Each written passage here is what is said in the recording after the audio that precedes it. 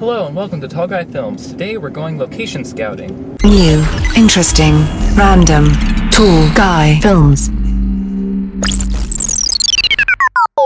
So finding a location to shoot your film is probably one of the most important parts. The right location can make a huge difference in the look and feel of your film. So often when I write a script with a certain location in mind. Now, I won't always use the location I have in mind, but since typically when you're making short films, you don't have the type of cash to allow you to choose your whatever location you want or choose a location to fit your script. Instead, you have to write your script in such a way to fit what locations you have available. And sometimes that means rewriting your script to fit certain locations. But I wrote my script with certain locations in mind, and so now today I'm going to go look at those locations and make sure that they'll work for what I have in mind for what I'm trying to do. So when we get there, we'll talk a little bit about what exactly I do when I'm location scouting and stuff like that. I'm right here because this is one of the locations I had in mind to shoot my short film. So when I'm here at this location, I'm going to be looking at a few different things. So I'm going to be looking at the layout so I can get an idea of what the blocking is going to look like in terms of where my characters are going to be, where they're going to move. I'm going to be looking at the lighting, so how the light is lighting. So for example, because there's a structure right here next to me, there's a big shadow right here, but beyond that, it's entirely sunny. I'm also going to be looking for any things which might change in terms of lighting. I'm going to keep that in mind. So all that sort of stuff I'm going to keep in mind. The last thing is sound. I actually had to move in here because the wind is picking up outside, and that's really the third thing you have to consider when you're looking at a location is the sound. So there's quite a bit of traffic noise, and also, as you can certainly tell, there's a ton of wind noise because there's not obstructing the wind. So those are all things that you have to keep in consideration when you're looking at different locations.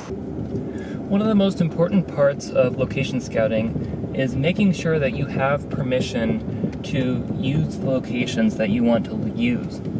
Now, if you're in a public area, then you have permission to film no matter what, unless there are specific laws, local laws in your area prohibiting filming.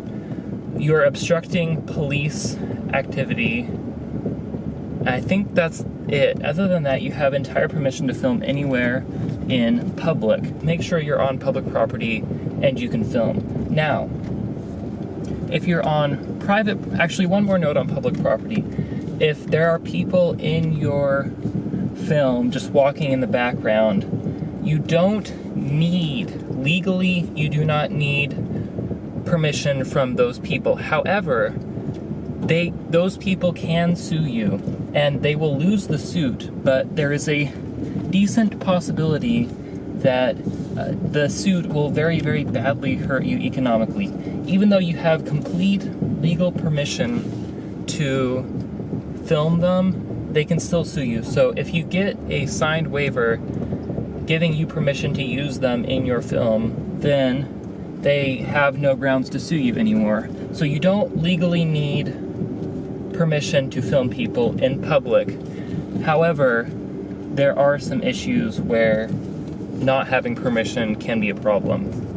Now, if you're on private property, you need permission to film on private property absolutely all the time.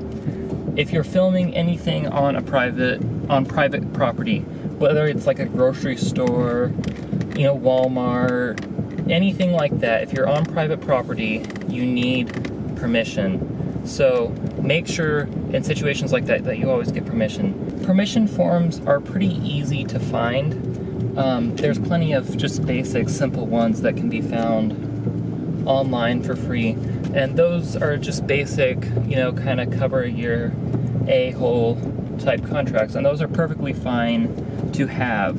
So just making sure that you get some type of contract, getting permission, whether it be to film an individual or a location, just make sure you have that permission, because it's one of those things where if you have it but you don't end up needing it, then that is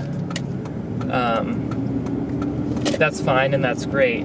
But if you don't have it and you end up needing it because someone sues you, that is a big deal. and if you don't have that permission, you are going to regret it. One last thing that I'm going to note about location scouting before I go check out my last location and we end this video is that it's a good idea while you're at your location to get some test shots of the location, whether it just be pictures like with your cell phone, or if possible, take the camera that you're going to be shooting the film on and get some test footage that you can take back and play around with, particularly in terms of color grading to see what you can get out of the light in various locations, especially ones where you're not going to be able to set up your own lighting equipment. That's one of the main reasons for location scouting, and especially when you have a professional location scouter who's scouting for you, they're going to send you copious amounts of pictures of different locations so that you can get a feel for those locations. Obviously, going in person is much better if you can do the location scouting yourself, but even if you do go yourself, it's a good idea to get lots of pictures. Anyway, that's it for this video. If you liked the video, hit the like button. If not, feel free to hit the dislike button. If you have any questions, feel free to leave a comment. And if you want to see more videos about the making of my next short film, Kansas Sunshine, please subscribe.